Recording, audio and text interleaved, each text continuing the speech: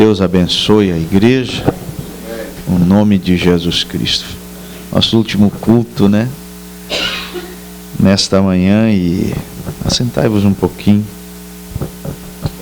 E eu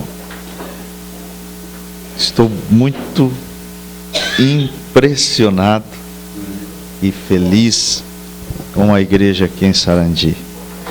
Eu quero voltar, né? Eu quero voltar. É só voltar, né?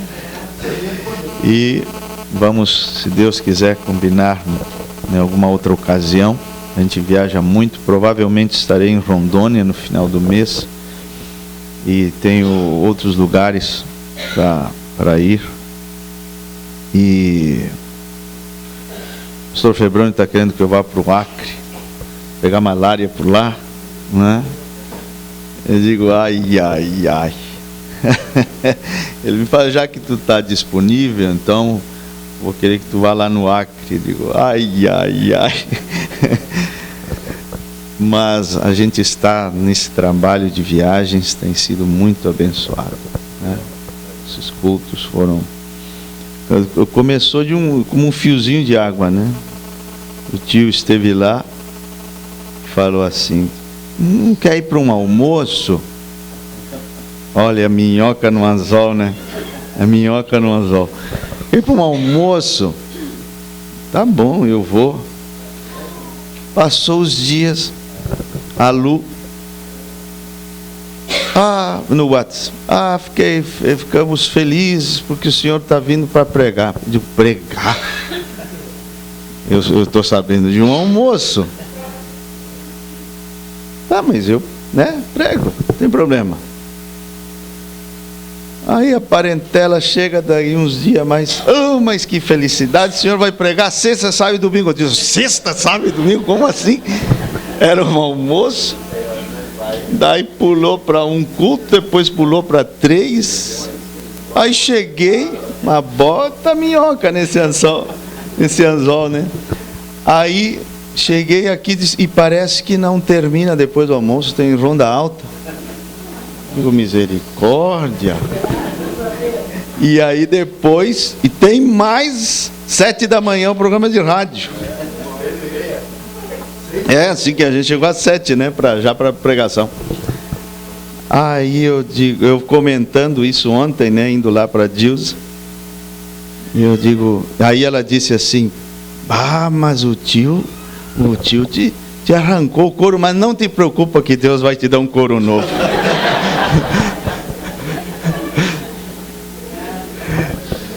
Mas foi muito bom. Eu estou assim voltando para casa, né?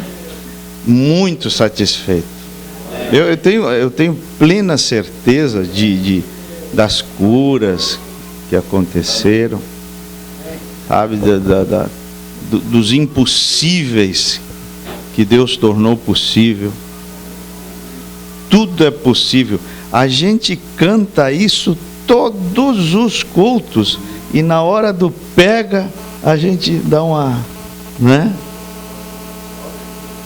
Pois é, alegria, né? Que tantas bênçãos, tantas coisas boas, sempre acontecem coisas boas, né? Quando a gente se reúne em torno da palavra. Mas a palavra, ela precisa, aí está a responsabilidade do pregador. Ele não pode pregar qualquer coisa, né? A palavra precisa estar acompanhada de vida, ou nada de bom acontece, né? Então, que Deus abençoe a todos vocês.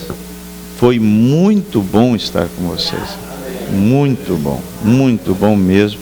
E em outra oportunidade, Deus permitindo, nós com todo prazer aceitaremos o convite de estar aqui, né? E bom, agora eu quero ler a palavra. Lucas capítulo 3. Irmão Beto e a turma, né? A gente às vezes dá umas encontradas lá em Passo Fundo também, né? A gente se encontrou por lá, tivemos um bom tempo.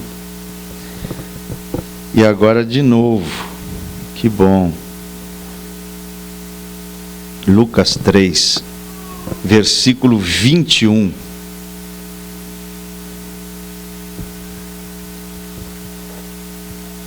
Três, 21. Lucas. E aconteceu que, como todo o povo se batizava, sendo batizado também Jesus, orando ele, este é o único evangelho que você vai encontrar esse detalhe, que Jesus orou depois que foi batizado. Você não vai encontrar nem em Mateus, nem em Marcos e nem em João. O único evangelho que dá esse detalhe é este, que ele, depois de ser batizado, orou. E sabe o que acontece quando a gente ora? Diz, o céu se abriu.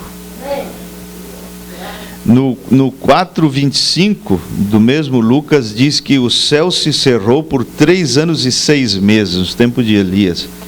E é uma das maldições da lei, é viver sob um céu fechado. Nada dá certo na tua vida, tudo amarrado, travado. Os céus serão de bronze e como ferro a terra sob teus pés. Mas aqui o céu se abriu. Com oração o céu se abre. E olha só, e o Espírito Santo desceu. Como uma pomba. Não era uma pomba, era como uma pomba.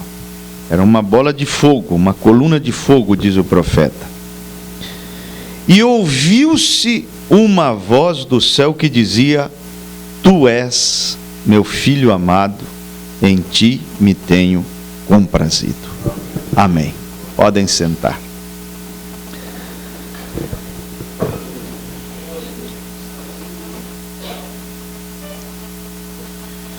Como sempre eu peço a sua atenção. Alguns enxergam 3, pessoas aqui nesta passagem, Eu não.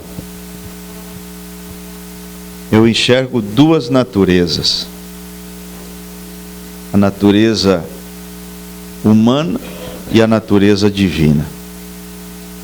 É assim que o Messias se compõe, Porque diz que o céu se abriu e o Espírito Santo desceu,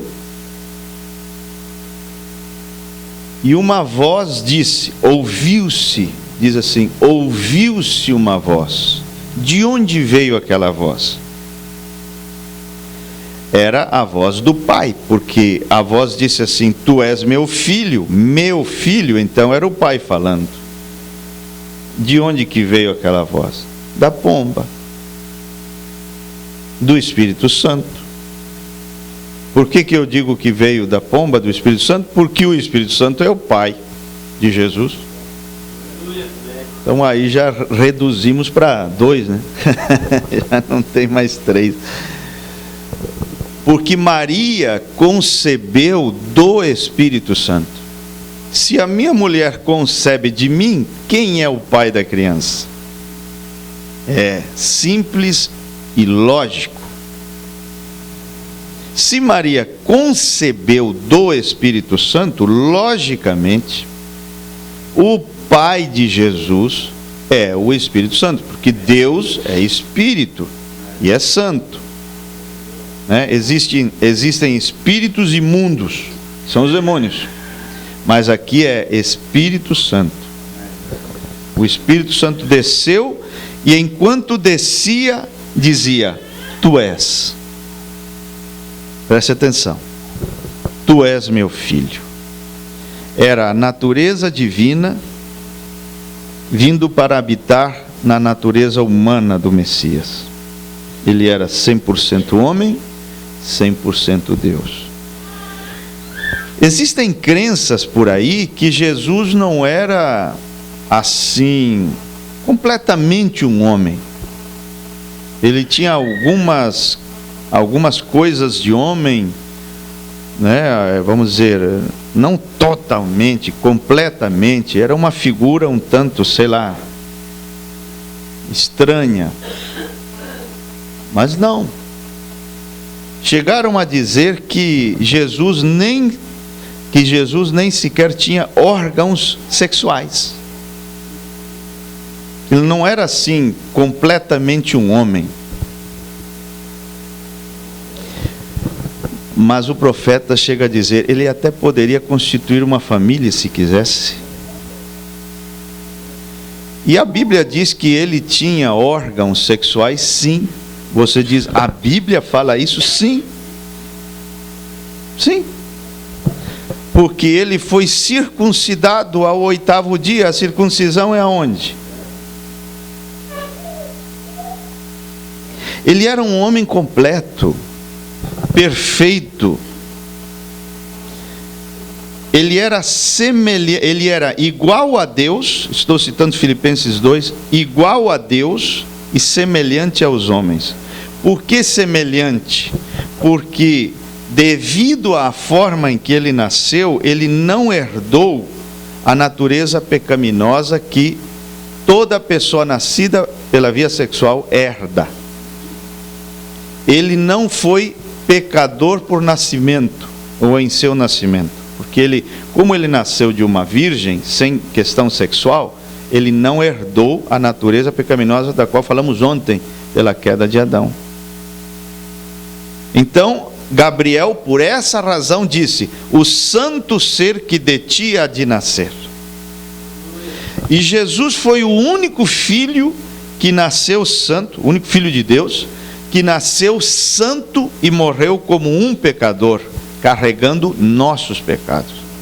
Não os pecados dele, carregando nossos pecados. Ele foi o único filho de Deus que nasceu santo e morreu como um pecador.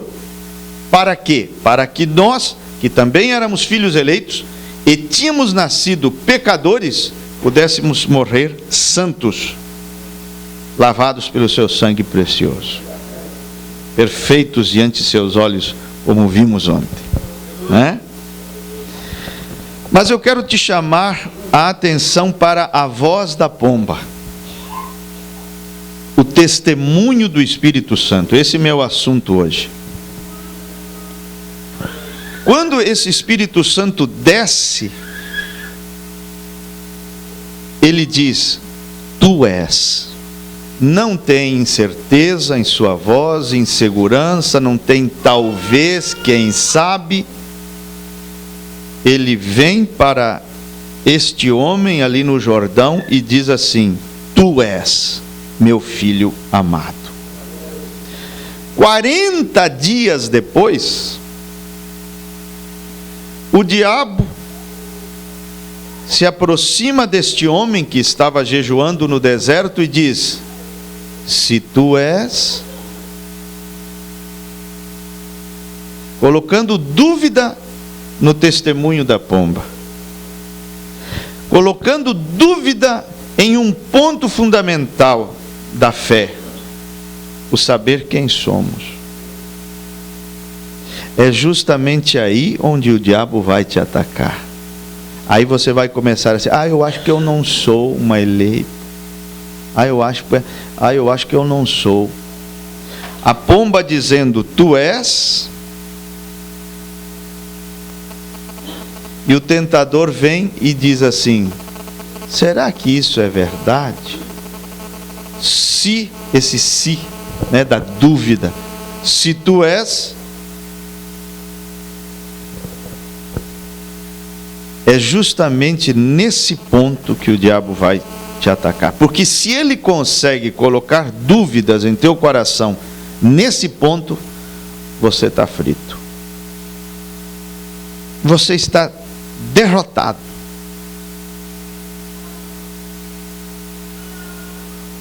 Aí você entende uma pergunta tão simples que o profeta faz na mensagem Paradoxo. Ele diz assim: Jesus jejuou antes ou depois de ter recebido o Espírito Santo? É simples, né? Mas é profundo ao mesmo tempo. Quando eu li isso, eu disse: interessante, é verdade. Jesus jejuou só depois de ter recebido o Espírito Santo.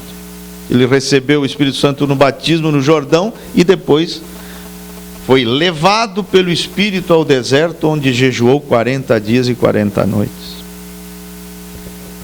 E eu digo: interessante, é verdade. Ele recebeu o Espírito Santo e depois foi jejuar.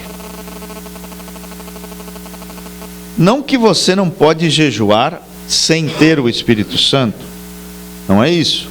Nós vemos outro caso muito conhecido em Atos capítulo 9, onde Saulo de Tarso ficou 3 dias sem ver, sem comer e sem beber.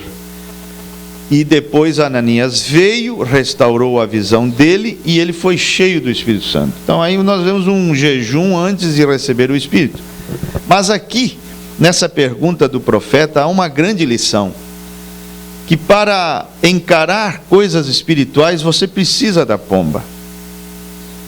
Você vai jejuar, você precisa da pomba. Você vai orar, você precisa da pomba. Por quê? Porque o diabo, ele visita jejuns. Como o jejum de Jesus foi visitado pelo diabo. Balaão entrou numa vontade permissiva orando no monte, fazendo vigília, virava à noite orando. Quer dizer, estou tentando te dizer acerca disto: o mundo espiritual é tão complexo, que se você não tiver a pomba para te guiar e te orientar em todas essas voltinhas, você se enreda. Por isso, é uma segurança enorme você jejuar depois de receber o Espírito. Fazer coisas para Deus depois de receber o Espírito. Compreende? Por quê? Porque às vezes a pessoa pensa assim: não, estou em um jejum de muitos dias, estou orando 3 horas por dia, o diabo deve estar a 1 milhão de quilômetros de mim. É aí que ele chega perto, porque você está se tornando uma ameaça. É aí que vem o tentador. E é interessante que quando o diabo aproxima de Jesus para colocar dúvidas em cima do testemunho da pomba, ele esconde, ele omite uma palavra muito significativa dita pelo Espírito Santo em seu testemunho ali no Jordão. É a palavra amado. Porque a pomba disse: tu és meu filho amado. E o diabo até o chamou de filho de Deus, mas omitiu essa palavrinha, porque ela é muito significativa. Porque uma esposa que não se sente amada vai dar problema. Um marido que não se sente amado vai dar problema. Um filho e uma filha que não se sente amado vai dar problema. E um crente que não entendeu ainda o quão amado é, vai ter problemas em sua caminhada. Não é à toa que o diabo omite, não quer, ele omite, ele até te chama de filho de Deus, filha de Deus, mas ele não quer que você ouça que você é um filho amado, uma filha amada. Porque a revelação do amor de Deus por você é a base da verdadeira santidade. Sempre estão nos dizendo: você tem que amar a Deus, e se você ama a Deus, isso e aquilo. Quando isso é mais um espírito do Velho Testamento. onde o foco estava no homem, onde o homem era exigido que o homem amasse a Deus com todo o seu coração, mente, corpo, etc. Mas quando nós chegamos ao Novo Testamento, a ênfase muda. O que é enfatizado na nova aliança é o amor de Deus pelo homem, não o amor do homem por Deus. Porque Deus falou assim, esse amar a Deus com todo o coração, mente, no Velho Testamento era uma das impossibilidades da lei. Não houve um homem sequer que deu conta de amar a Deus desse jeito. Todos falharam, até o homem conforme seu coração, né? O coração de Deus teve seu deslize. Uma mulher roubou-lhe o coração e ele caiu. Aí então Deus vem e diz assim: abram alas, estou descendo e vou mostrar o que é amar com todo o coração, com toda a alma, com toda a mente, com todo o corpo. E surgiu o Calvário. Você diz assim: o amor, a revelação do amor de Deus por mim é a base da santidade? Sim. Sim. Veja como diz 1 João 2. Diz: se alguém ama o mundo, ou as coisas do mundo, está falando de mundanismo, né? De amor pelas coisas mundanas. Aí diz: se alguém ama o mundo e as coisas do mundo, o amor do Pai não está nele. Não é amor ao Pai, é o amor do Pai, não está nele. Quer dizer, essa pessoa ainda não entendeu quão amada é. O amor do Pai não é amor ao Pai. Está entendendo a diferença? O amor do Pai não está nele. Quer dizer, aqui está falando de dois amores que não podem caminhar juntos. Se o amor de Deus está em você, o amor ao mundo e as coisas do mundo não estarão. Se o amor ao mundo e as coisas do mundo estão em você, o amor do Pai não está em você. São incompatíveis, é água e óleo, não se misturam. Quando você lê a mensagem, vê aquela historinha que o irmão Brana conta, lembra daquele rapaz recém-convertido, e uma irmã casou com ele. Ele tinha uma vida pregressa muito terrível, mundana, e bebidas e farras e coisas. Aí ela casou-se com ele, e um dia, diz o profeta, que ela disse para ele assim: olha, eu sei que você teve uma vida terrível lá no mundo, e você está tentando se manter, né, nos caminhos de Deus. Se você um dia vir cair, lembra dessa história? Saiba que você não precisa ir embora, eu te amo. Medita nessa historinha. Não é uma historinha, só uma historinha. Às vezes a gente lê a mensagem de qualquer jeito, apressadamente.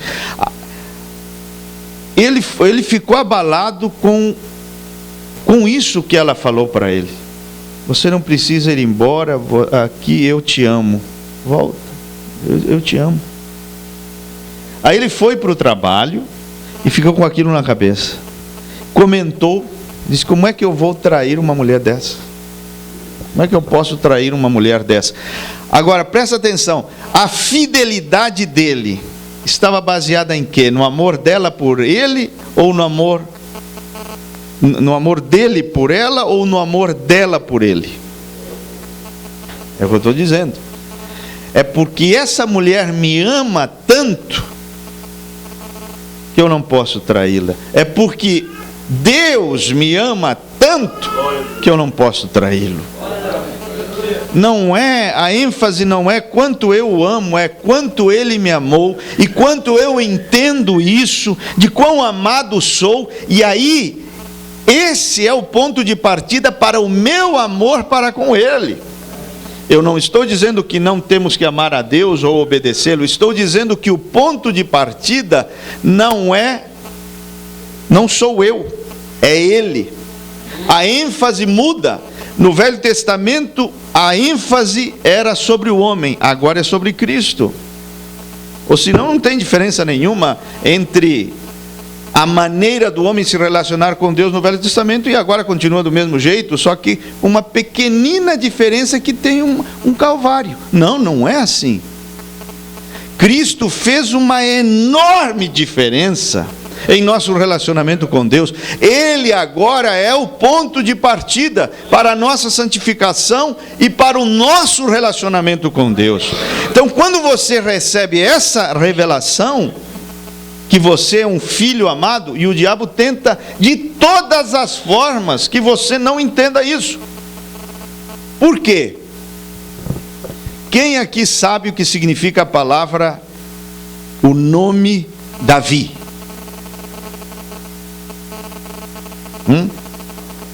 Davi significa amado. Por isso o diabo não quer que você entenda que você é um filho amado.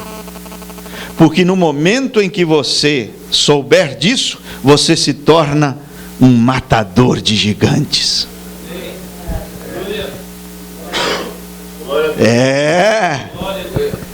Aí o diabo quer dizer para você que você é uma coitada, uma desamparada. Trabalha na tua mente te dando impressões de abandono, sensações de abandono. Todo crente aqui nunca foi abandonado literalmente por Deus. Nunca aconteceu isso na tua vida, nem nos piores momentos da tua vida. Nunca aconteceu. Mas eu já me senti sozinho. Sim, eu sei. Você se sentiu, mas não que estava sozinho. A sensação era de solidão, a impressão sensorial era de solidão, mas a verdade é que estou convosco todos os dias, até a consumação do século. Está nublado, estou contigo. Eu estou para baixo hoje, eu estou contigo. Faz sol, estou contigo. Está chovendo, estou contigo. Estou angustiada, estou contigo. Todos os dias. Essa brecha da desconexão com a presença de Deus foi fechada. Eis que estou convosco todos os dias, até a consumação dos séculos. Quem foi realmente abandonado foi Jesus. Esse sim. O céu deu as costas para ele, amigos deram as costas, discípulos fugiram, estrelas recuaram, o próprio Pai o abandonou. Foi o grito na cruz: Eli, Eli, lama sabactani. Meu Deus, por que me abandonaste? Agora, por que ele foi? Ele sim foi abandonado. Mas por que ele foi abandonado? Para que você não fosse abandonada. Para que você não fosse abandonado. Ele sofreu uma real e verdadeiro abandono, desamparo, para que você não sofresse isso, porque Ele é o teu substituto. Como é bom ter Jesus! Como é bom ter um Cordeiro! Tomou o meu lugar. Quando é que nós vamos entender isso? Que evangelho não é um conjunto de regras, de pode, não pode, tu pode, tu não pode. É mais do que isso. Trata-se de Cristo, trata-se da pessoa de Jesus Cristo, trata-se de Emanuel. O profeta chega a dizer assim: não era para conhecer a palavra. Está na mensagem Investimentos, ela é de julho de 64. Não era para conhecer a palavra, era para conhecê-lo por meio da palavra. Parágrafo 58, mensagem liderança, pregada 31 de outubro de 65, um mês e pouco antes de falecer, ele diz: você pode aprender a minha mensagem e ainda não ter vida eterna. Aí ele diz: você tem que conhecer a pessoa de Jesus Cristo. Tem gente que pensa que a mensagem é assim. O que é a mensagem, irmão? Um conjunto de mistérios que foram revelados. Que entendimento fraco teu! Que é isso? Sabe o que é a mensagem? Eu te digo assim: é a revelação da pessoa de Jesus Cristo.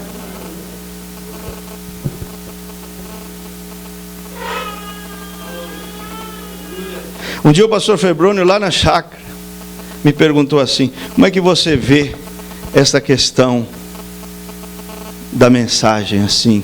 O batismo com o Espírito Santo, uma fé genuína na palavra? Eu disse assim: eu aperfeiçoaria um pouquinho essa expressão, diria assim: uma fé genuína na pessoa de Jesus Cristo, de acordo com a mensagem do dia. Isso é batismo com o Espírito Santo.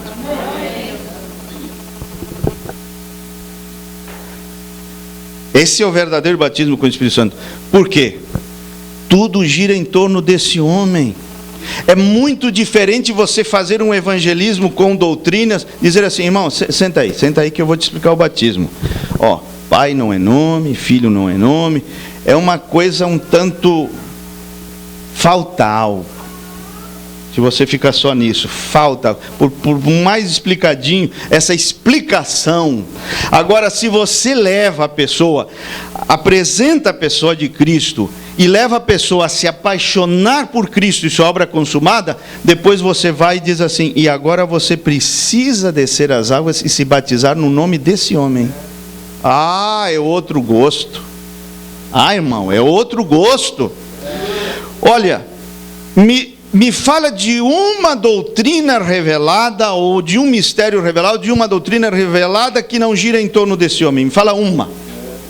Você diz que Deus não é três, é um. Tem a ver ou não? Com esse homem que nele habita corporalmente toda a plenitude da divindade e os mistérios da piedade, onde Deus se fez homem, né? Tem esses dois mistérios. Tem o mistério da iniquidade, em 2 Tessalonicenses 2. O mistério da iniquidade é o homem se fazendo Deus, né? Ele se assentará, o anticristo, no trono de Deus, se fazendo Deus. O mistério da iniquidade é o homem se fazendo Deus. O mistério da piedade é Deus se fazendo homem.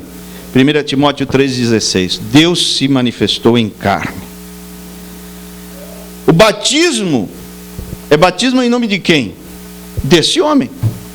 Semente da serpente, e isso mostra porque esse homem teve que nascer de uma virgem. Tudo gira em torno desse homem. Aí, milênio tem a ver com esse homem. Por que milênio? Porque milênio, 1000 anos aqui na terra. Por que não é 500 anos?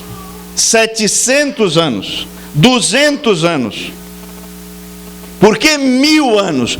Porque nenhum homem, por causa do pecado, viveu 1000 anos aqui na terra. Aquele que mais viveu foi quem?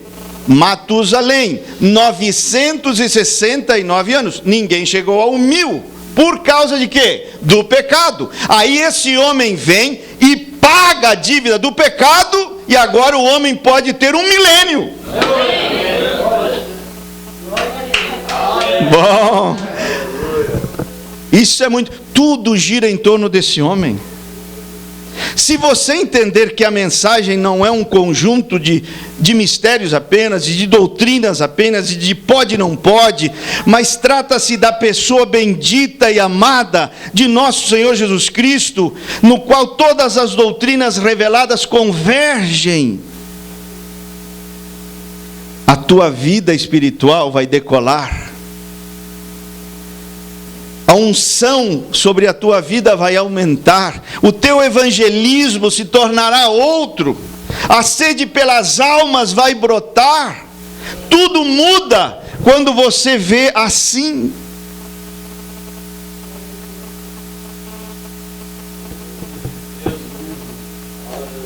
Olha, aí o diabo vem, né, como eu estava dizendo.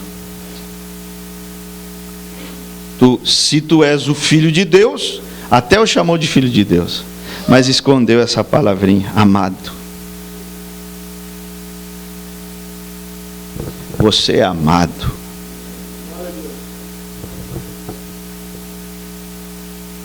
Um dia chegou um casal lá em casa. Assim, eu não conhecia eles. Semblante da irmã, assim, amarrado. A coisa, sabe, oprimida, cara. Crentes. Eu olhei assim e disse, eu vou tentar ajudar esse casal. Aí começamos a conversar. E eu falei assim, a irmã nasceu na mensagem, assim, desde pequena, né? Ou tornou-se uma crente depois de muitos anos? O marido nem deixou ela responder. Ele disse assim, ih, pastor, essa aí nasceu dentro de uma garrafa de cachaça. E aí ela baixou a cabeça, envergonhada, né? Aí eu olhei para ela, aí fiz outra pergunta. Irmã, a senhora acha que Deus te ama mais agora que você é crente, está fazendo tudo certinho, do que quando bebia cachaça? Ela disse para mim, eu acho que sim, né, pastor? Agora estou fazendo tudo certinho, estou indo na igreja, procurando agradar a Deus. Eu falei assim, você está tão enganada.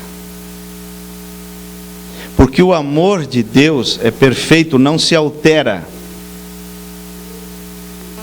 Deus não te ama mais agora que você é um crente, fazendo tudo certinho, do que te amava quando você estava no mundo. Não altera, não há nada de certo que você faz que levará Deus a te amar mais, ou não há nada de errado que você faça que leve Deus a te amar menos. Não, o amor de Deus não é amor humano. Ele não se altera. Quando você tem a revelação do amor de Deus, aí você olha para uma meretriz e diz, eu não sou melhor. Deus a ama tanto quanto me ama.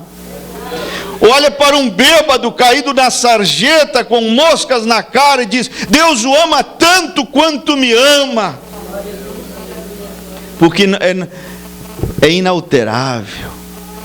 É claro que a diferença está em que eu correspondi a esse amor, você correspondeu a esse amor, aceitou esse amor, lógico. O fato de sermos amados por Deus não impedirá, pode não impedir uma pessoa de ir para o inferno. Lembra do mancebo ontem? Mancebo de qualidade. E olhando para ele, o amou. E depois foi o mesmo homem que ergueu seus olhos lá no inferno. Mas Deus amou o mundo de tal maneira, amou a humanidade. Mas o tentador, é isso que eu quero enfatizar, ele vem para colocar dúvidas nesse ponto, em quem você é. Para você pensar que não é um filho, para colocar dúvidas em relação à tua filiação, que você não é um eleito. A pomba diz, tu és, e o diabo vem, mas será que é mesmo? Será que é assim? Se tu és. 3 tentações. É lógico que Jesus foi tentado durante os 40 dias. A Bíblia diz que ele foi tentado durante os 40 dias. Mas no finalzinho aconteceram aquelas 3 investidas do diabo. O tentador veio a ele. E foram 3. Por que não foram 5 tentações, 2 tentações, 7 tentações? Porque não existe mais do que 3 tentações. Não existe mais do que isso. Se dentro dessas 3 existem subdivisões, é outra história. Mas toda tentação se resume em 3. Que foram as 3 tentações que Eva sofreu e caiu, que foram as mesmas que Jesus sofreu e não caiu, e que João resume como sendo essas 3: os desejos dos olhos, os desejos da carne e a soberba da vida. Pode ver lá. E viu a mulher que a árvore era boa, desejo da carne. Desejo da carne. Que você sabe o que aconteceu lá no Éden. Não foi uma maçã que Eva comeu. Foi desejo da carne. Uma questão física. Agradável aos olhos. A árvore é agradável, desejos dos olhos. E desejável para alcançar sabedoria. Eu vou saber coisa que nem meu Adão sabe. Soberba. Veja com Jesus se não foi exatamente a mesma coisa. Por que 3 tentações? Você está me acompanhando? Amém. Porque o homem é trino. O homem é corpo, espírito e alma. E cada uma dessas tentações foi a tentativa do diabo para derrubar Jesus, explorando necessidades em cada uma dessas 3 esferas. A primeira tentação tentou derrubá-lo, explorando necessidades do corpo, necessidades físicas. Olha para cá. Necessidades físicas. Faz 40 dias que você não come. Você precisa comer. Necessidades do corpo. Primeira esfera. Não deu certo. Aí ele pulou para a parte psicológica, né? Aí falou de poder, de dinheiro, de glória, de toda esta majestade deste mundo. Tudo isto te darei se prostrado me adorares. Porque essas coisas mexem com a mente da pessoa, sim ou não? Eu creio que uma das piores pressões do mundo, uma das piores, é a pressão financeira. Quem já perdeu o sono por dívida aqui? Não precisa nem levantar a mão. Mexe muito com a mente. Não deu certo. Então ele vai e pula para a alma. E sabe como ele faz a investida na alma? Com Bíblia. Citando Bíblia. Está escrito. Por isso você não pode dar moleza para ismo, sabe? Ele vai na alma. Não é brincadeira. Olha, as pessoas podem até não concordar com o que eu prego, mas que elas sabem exatamente o que eu prego, isso elas sabem. Porque eu nunca fui uma pessoa assim em cima do muro. Se me convidam, convidam sabendo no que eu creio.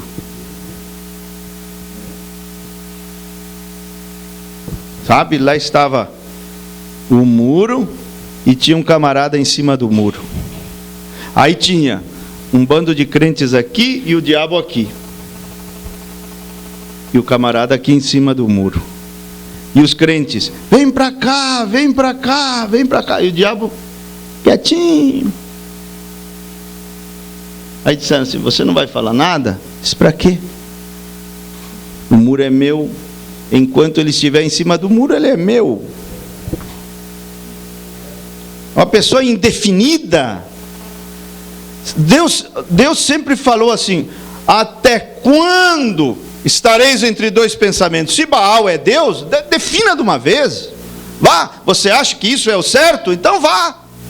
Agora, se o Senhor é Deus, defina, seja uma pessoa definida e siga Jeová com todo o seu coração. Jesus também foi uma pessoa do mesmo calibre. Ele diz assim, quem não é por mim é contra. Acabou, não tem em cima do muro. Sim, sim, não, não.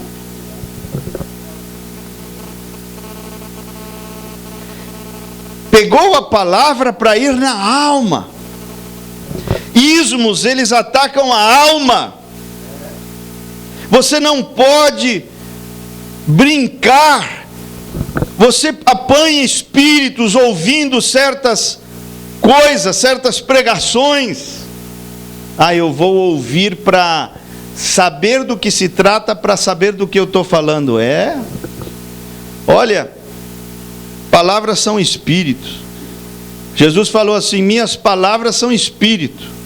Aí o irmão Branham diz: por trás das palavras de Jesus há um espírito, que é o Espírito Santo. Mas existem outras palavras que também têm espíritos por trás, que são espíritos errados. Porque existem 3 fontes doutrinárias. Deus é uma fonte doutrinária. São João 6, esta doutrina não é minha, mas daquele que me enviou. Deus é uma fonte doutrinária. O homem é outra fonte doutrinária. Sai da cabecinha do homem, né? Certos ensinamentos, né? Doutrinas de homens, não diz assim? Mateus 15, doutrinas de homens. Ao invés de seguir o mandamento de Deus, seguis doutrinas de homens. E outra fonte doutrinária são demônios. Porque Paulo disse a Timóteo: doutrinas de demônios, doutrinas. Então existem espíritos. Onde tem palavras, tem espíritos. Revista tem palavras, tem espírito. Jornal tem palavras, tem espírito. WhatsApp tem palavras, tem espírito. Facebook tem palavras, tem espírito. Onde você encontra palavras, você vai encontrar espíritos. E diz para mim se não é. A pessoa te manda uma mensagem pelo WhatsApp. Você percebe nas palavras que ela está triste, que ela está bem para baixo, ou a alegria dela. Sim ou não? São espíritos, atmosferas. Não, mas eu tenho tanto tempo de mensagem, não sei o que. O irmão Branham foi levar a filha na escola. Estava ouvindo um teólogo, um pregador lá. Aí deixou a filha na escola, aí desligou o rádio, deixou a filha na escola. Na volta, diz que ele foi bombardeado. Começaram a vir pensamentos estranhos na cabeça dele. A ideia assim: você sabia que Jesus não é Deus? O irmão Branham disse: ué. Não, esse ué fui eu que falei, né? O irmão Branham não falou ué. Mas ele disse: de onde estão vindo esses pensamentos? Não, olha a ousadia, falar para um homem do calibre do irmão Branham: você sabia que Jesus não era Deus, era apenas um bom homem? Ele disse: que coisa estranha na minha mente. Aí ele diz: já sei. Eu apanhei um espírito ouvindo aquele pregador no rádio da minha caminhoneta. Aí vacila para você ver. Bobeou, levou, irmão. Bobeou, levou chumbo. Aí você diz: eu sou fortão. E o irmão Branham, uma pessoa do calibre do irmão Branham, apanhou um espírito ouvindo um pregador. Você é o super. E pegar espírito não é assim: pegou um espírito, aí começa a convulsionar e espumar pela boca. Não. Pegar palavras são espírito. Quer dizer, quando aquilo que você está ouvindo entra em você, ali você apanha. E você passa a crer naquilo. Aí apanhou um espírito. Está entendendo? Porque a leitura certa, escuta, igreja, me dê atenção. A leitura certa é daqui, essa é a Bíblia Sagrada, a mensagem, a Bíblia, é daqui para cá. Não é? Daqui para cá e desce ao coração, porque a mente é a porta da alma. Daqui para cá. Mas quando uma pessoa pega um espírito errado,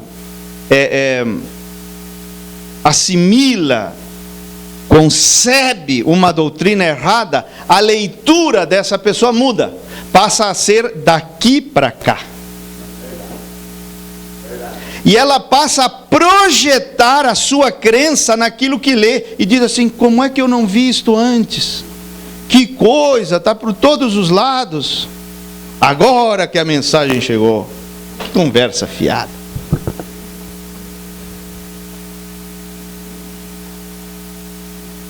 Passa a ser daqui. Muda a própria leitura da pessoa. E ela passa a projetar a sua crença errada naquilo que lê. E começa a achar tanto parágrafo para confirmar aquela nova crença. Eu digo, sem a pomba a gente está frito, irmão. Porque o mundo espiritual é de uma complexidade tão grande,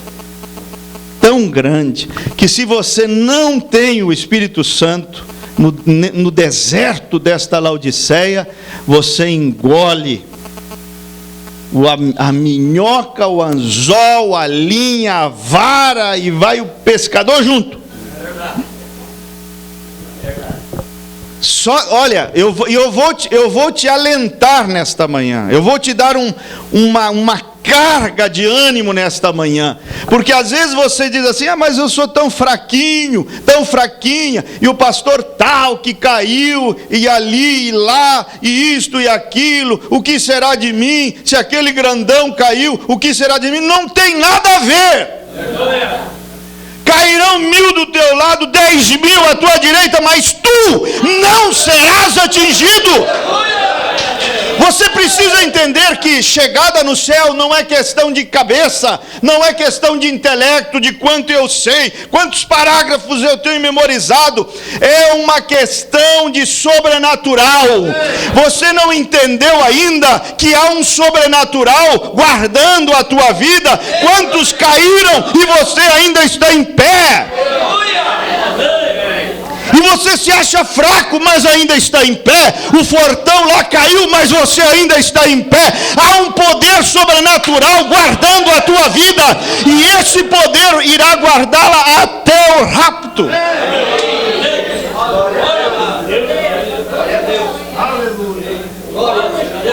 Porque eu tenho rogado por ti que a tua fé não falte. Vai faltar dinheiro, vai faltar emoção, às vezes vai faltar isto, aquilo, mas a tua fé não falta.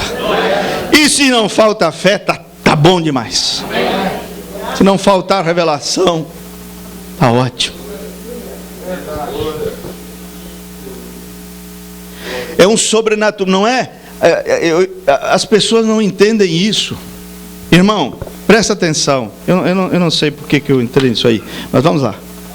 Tá bom, escuta aqui. A mensagem, a Bíblia, é como uma semente. A parábola do semeador diz isso. Jesus diz isso.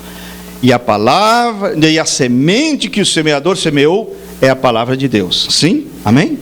Muito bem. Uma semente, diz o profeta, ela tem 3 camadas. 3 átrios. Casca, polpa, vida. Casca, polpa, vida. Átrio, lugar santo, santíssimo. É o lugar da vida. É o lugar santíssimo da semente. Existem pregadores que pregam a mensagem, a Bíblia, incluindo a mensagem, a nível de casca. Quer dizer, está tudo certinho de acordo com a letra, mas não tem vida. Nenhuma Maria Madalena é liberta, nenhuma samaritana se liberta, nenhum Zaqueu muda de vida. Não acontece nada.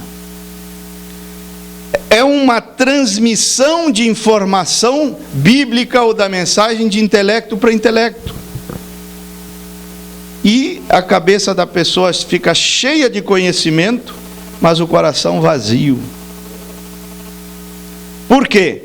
Porque 99% da nossa leitura, escuta isso que eu vou dizer agora, 99% da nossa leitura, se não é que é mais, é intelectual. Eu vou ler a mensagem. 99% daquele tempo que você passou lendo ali, ou Bíblia, dessa leitura é intelectual. Somente aquela parte da tua leitura, frase ou palavra, ou seja lá o que for, que foi vivificado enquanto você lia, somente essa parte vivificada é que foi na alma e alimentou a alma. O resto alimentou tua cabeça, teu intelecto. Por isso eu oro para Deus vivificar a palavra, para que você saia alimentado na alma, não com a cabeça cheia de conhecimento apenas. Agora você diz, mas então de que serve ler? De muito. Por quê? Porque fica lá, armazenado, disponível para o Espírito Santo. Porque você está passando por uma provação, aí aquilo que estava no intelecto sem vivificação, o Espírito Santo vai lá e usa aquilo, vivifica aquele conhecimento intelectual e torna um conhecimento espiritual que te dá uma força na hora da provação. Esse é o resultado de, como disse a última mensagem que nós recebemos agora, ler a Bíblia todos os dias. Até o pastor Febrônio enfatizou esse trecho no domingo de ceia. Ler a Bíblia todos os dias, porque é como Davi e Salomão. Eu quero construir o templo. Não, você não pode. Salomão, filho de Davi, né, é que irá construí-lo. Agora, não é porque eu não posso construir o templo que eu vou ficar de braços cruzados. Não, foi o que Davi fez. Davi não podia construir o templo, mas ele armazenou materiais. É ouro, é prata, é madeiras de preciosas, para Salomão usar. Eu não posso vivificar nada. Se Deus não me ajuda aqui, eu não posso nada. Eu não posso vivificar, mas eu posso meditar, eu posso estudar, eu posso memorizar, eu posso ficar disponível para que Ele venha e use aquilo. Sim. Aleluia. Então, por que é importante isso que nós estamos meditando nesta manhã? Saber quem você é. Repito, a pomba diz, tu és, e o diabo vem colocar dúvida nisso. 40 dias depois, um mês e pouco depois, lá estava o diabo. Se tu és. Das 3 tentações, 2 começam dessa forma. Se tu és o Filho de Deus, diga que essas pedras se converterão em pão. Se tu és Filho de Deus, lança-te para baixo. E a outra era em relação à adoração. Se prostrado me adorares. Ele ataca nesse ponto, para contradizer, para colocar dúvida nesse testemunho do Espírito Santo. Agora, em Romanos 8,16, quem sabe o que diz Romanos 8,16? É bem conhecido também. Ali diz assim, o mesmo Espírito testifica ao nosso espírito que somos. Quem testificou para Jesus, tu és, que ele era? Não foi a pomba? Não foi o Espírito Santo? Aí Paulo diz assim, o mesmo Espírito, não outro. Não há 2 Espíritos Santos. É assim que começa o fundo clama ao fundo. Então, Paulo diz, o mesmo Espírito que testificou lá para Jesus, tu és, é o mesmo Espírito que testifica ao nosso Espírito que somos filhos. Lá ele testificou o quê? Tu és meu filho. O que esse mesmo Espírito testifica ao nosso Espírito? Que somos filhos. É o mesmo. Por quê? Porque o Pai de Jesus é o nosso Pai. Você sabe que a Bíblia nos chama de irmãos de Jesus, e Jesus mesmo nos chama de irmãos? Sabia? São João 20, estou citando São João 20, quando ele encontra com aquela mulher e diz, diga aos meus irmãos, subo para meu Pai e para o vosso Pai. Quer dizer, é irmão por causa disso, temos o mesmo Pai. O Pai de Jesus é o Espírito Santo e nós somos nascidos da água e do Espírito. É o mesmo Pai.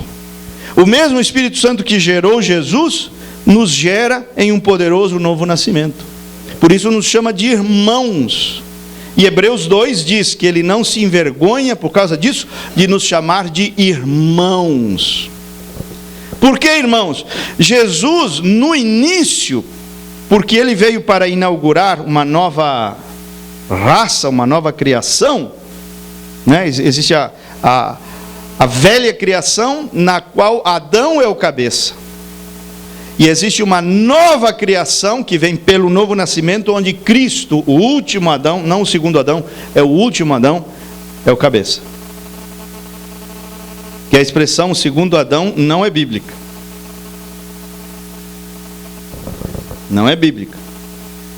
Diz último Adão, segundo homem e último Adão. Até tem doutrininha aí em relação a isso. Por isso, seja preciso na Escritura. Agora presta atenção. Como ele era o único filho dessa nova criação, como é que ele era chamado no início? Unigênito, não é? O versículo mais famoso da Bíblia. Deus amou o mundo de tal maneira que deu seu filho unigênito. O que é unigênito? Único. Não tem mais filho, essa família tem só um filho, é o unigênito. Esse aqui é meu unigênito. Só que depois que surgiu Pentecostes, depois do Calvário, Deus teve mais filhos. E aí Jesus mudou, segundo Romanos 8, ele deixou de ser unigênito para primogênito entre muitos irmãos. Quando que o unigênito se torna primogênito? Quando vem outro. Aí era único, agora tem mais um. Então este agora é o primogênito, é o primeiro. E ele é o primogênito entre muitos irmãos. Aleluia. O Espírito Santo, que disse para ele, tu és, é o mesmo Espírito Santo que vem para dar testemunho ao teu espírito, para te dar a certeza que você é um filho de Deus, que você é uma filha de Deus. Quando você fica com essa choramingando, eu acho que eu não sou, não sei. Quem é que está pondo essas dúvidas no teu coração? Já parou para pensar isso? Será que não é aquele mesmo bichinho lá do deserto? Aquele mesmo diabo, aquele mesmo tentador que quis colocar dúvidas na cabeça de Jesus? Será que não é o mesmo Espírito? E você vai dar ouvidos a esse Espírito, ou dizer, não, eu vou crer no testemunho do Espírito Santo que diz que eu sou uma filha sim, que eu sou um filho sim. Aleluia. Porque você é.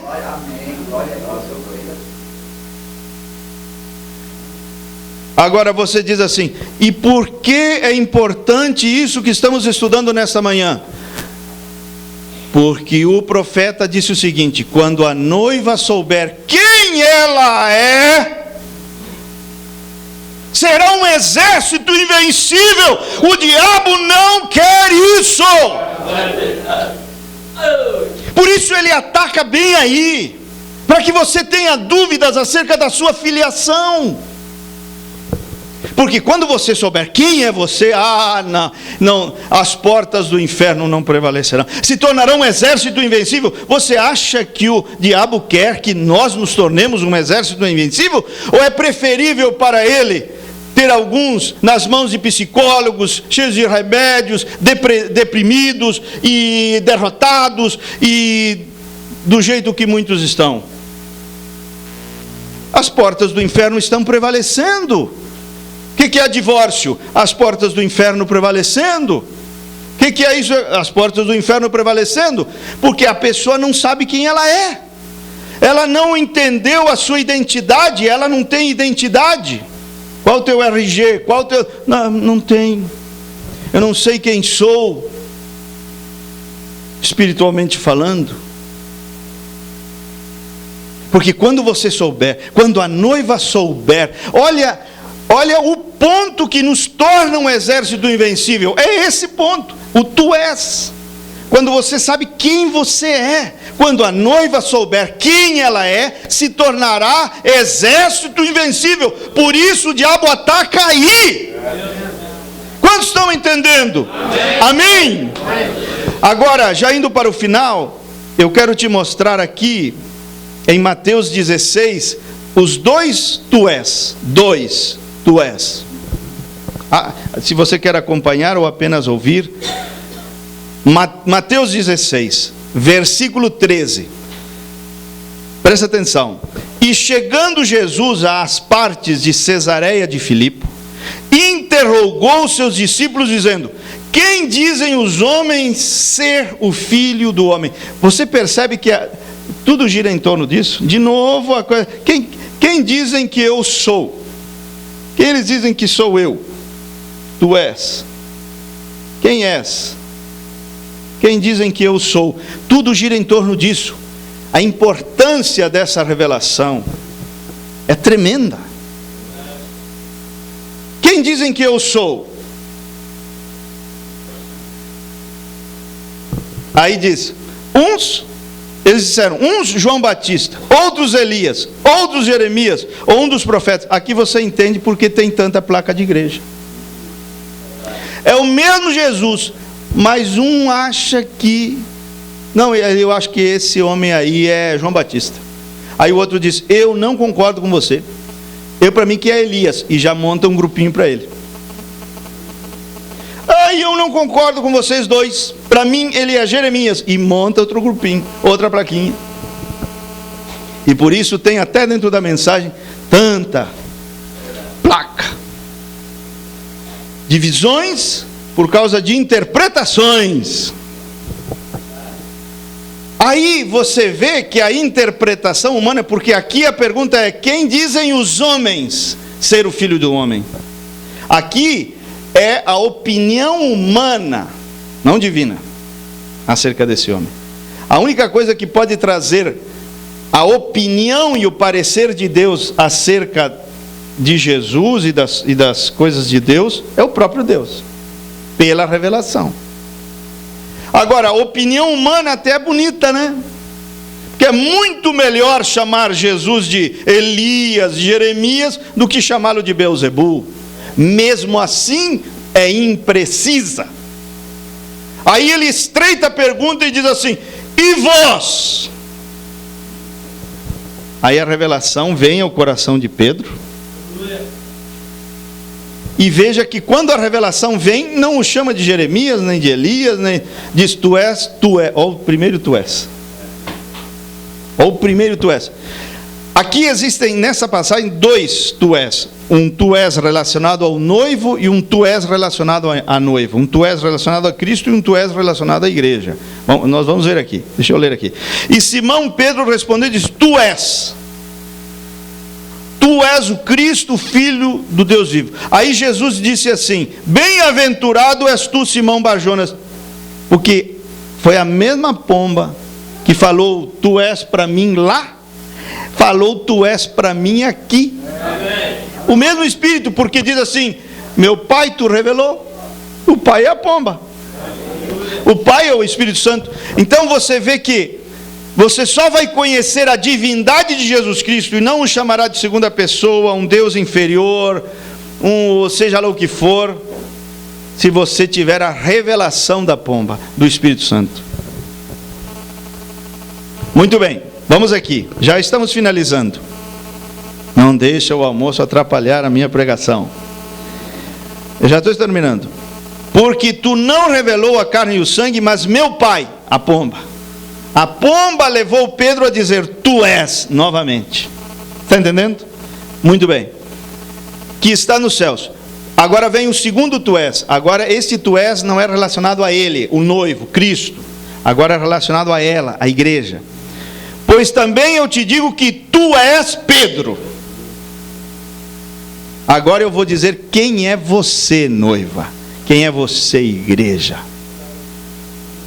E é interessante. Não é à toa que o profeta chamou a revelação de Jesus Cristo da suprema revelação, ou a mãe das revelações, o top das revelações, Porque notaram que imediatamente depois dele ter a revelação da divindade de Jesus Cristo, lhe foi revelada quem ele era? Depois do tu és o Cristo, veio tu és Pedro.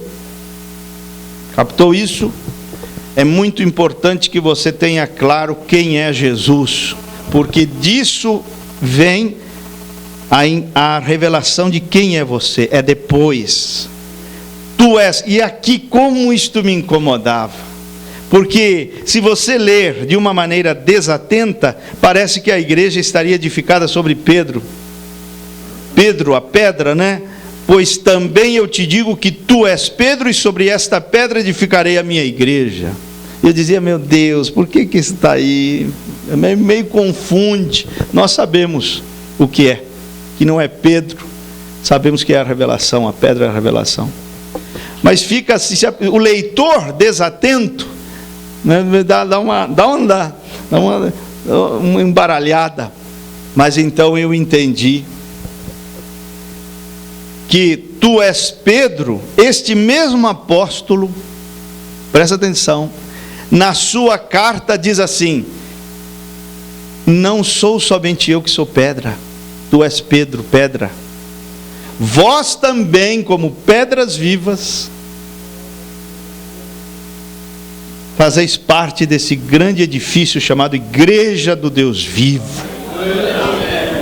Então esse tu és Pedro é para você também, porque você é pedra viva do grande edifício de Deus. Está na carta de Pedro. O mesmo Pedro aqui falou isso. E aí você entende, imediatamente depois de Jesus falar assim, tu és Pedro, e o irmão Branham diz, quando a noiva souber quem ela é, quando ela entender esse tu és, se tornará exército invencível, ele fala a mesma coisa, porque imediatamente depois ele diz, e as portas do inferno não prevalecerão contra ela. Isso é exército invencível. Concorda comigo? Amém. Então, irmãos,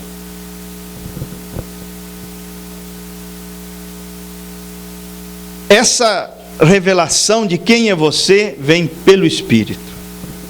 Não é o pastor que vai dizer para você, não é por, outros canais, é o Espírito, o mesmo Espírito testifica o nosso espírito.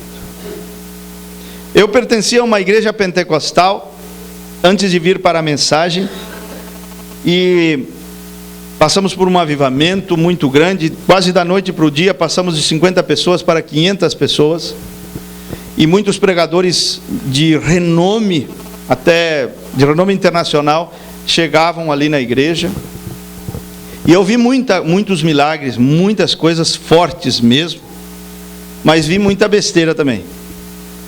E entre essas coisas duvidosas estava um pregador que chegou lá na igreja onde eu frequentava, e ele orava pelas pessoas, as pessoas caíam no chão e supostamente eram arrebatadas, iam para o céu.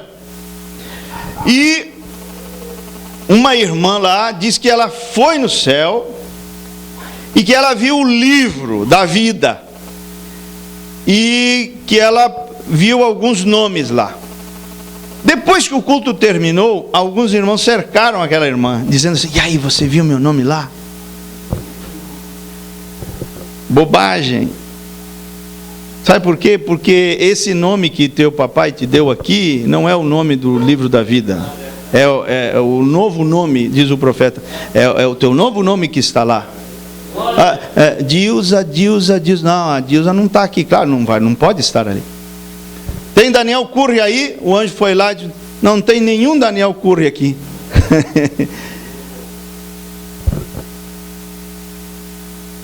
Não é assim. Não é assim. Não é desse jeito. É o Espírito, é uma coisa pessoal. É a pomba chegando no teu espírito e dizendo assim, você é minha filha, não duvide disso nunca. Você é meu filho, não duvide disso nunca. É o Espírito testificando ao nosso espírito que somos filhos. É o testemunho da filiação. Aí se você é filho, então eu quero ver fazer um milagre aqui. Faça estas pedras virarem pães. Jesus falou assim: isso não é sinal de filiação. Muitos virão a mim dizendo: fizemos milagres, não são filhos. Não é sinal de intimidade. Você sabe que a palavra conhecimento na Bíblia, a palavra conhecimento se refere a relacionamento íntimo, a árvore do conhecimento. Gênesis 4 diz que Adão conheceu a sua mulher e ela concebeu. Se refere a um relacionamento sexual, um relacionamento íntimo. Gênesis 18, os sodomitas disseram: queremos conhecer esses varões que estão na tua casa, que eram os anjos. Eles queriam ter um relacionamento homossexual. Maria disse para Gabriel: como será que eu vou engravidar se eu não conheço o varão? Quer dizer, eu nunca deitei com um homem, como é que eu vou ficar grávida? Se refere a relacionamento íntimo. Aí Jesus pega essa palavra e transporta para o espiritual e diz: nunca vos conheci. Ah, mas fizemos milagres e isto e aquilo, mas nunca foram meus íntimos. Sabe como Davi diz: a comunhão íntima do Senhor é com aqueles que o temem. E eles não temiam porque eles eram praticantes de iniquidade. Não tinham temor de Deus. Não eram íntimos, mas faziam milagres, profetizavam, expulsavam demônios.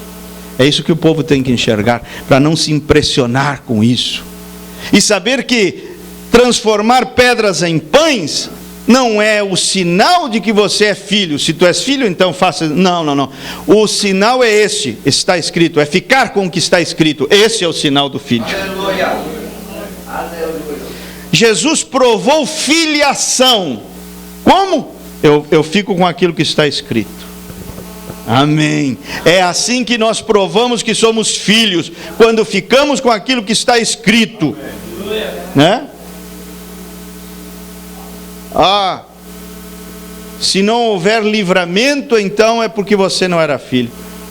Alguém diz: ah, mas esse profeta coitado de vocês morreu de acidente de carro. Não era de Deus. Como assim? Então o João Batista que morreu com a cabeça arrancada não era de Deus também? Paulo não era de Deus também? Eles acham que Deus só pode ser visto quando o carro capotou e ninguém morreu. Aí é Deus. Agora, se o carro capotou e o crente morreu ali, alguma coisa errada tinha aquele camarada. Sendo que Hebreus 11 mostra as duas caras da moeda da fé. Ele diz assim que pela fé eles não se queimaram, como Sadraque, Mesaque e Abednego, mas pela fé teve crente que morreu queimado nas arenas. E aquilo não era Deus? Pela fé, Daniel não foi comido por leões, mas pela fé, nossos irmãos foram comidos por leões. Aí não eram de Deus? Não, as pessoas não conhecem a Bíblia, irmãos. As pessoas não conhecem a Bíblia que carregam nas mãos. Eles criaram um Jesus que não existe, um Deus que não existe, um irmão branco que não existe. Criaram umas coisas assim da cabecinha deles. Então eu quero fazer esta oração contigo neste momento. A oração é esta: você vai confessar, ou você vai pedir perdão para Deus se você alguma vez, se você está dando ouvidos a esse espírito que quer colocar dúvidas no teu coração acerca da tua filiação. Você não é eleito coisa nenhuma. Você não, olha tuas fraquezas. Você não é.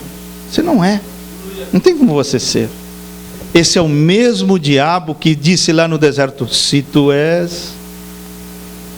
Você vai dizer: Senhor, me perdoe por dar ouvidos a esse espírito, e eu vou dar ouvidos à pomba. eu vou dar ouvidos ao Espírito Santo.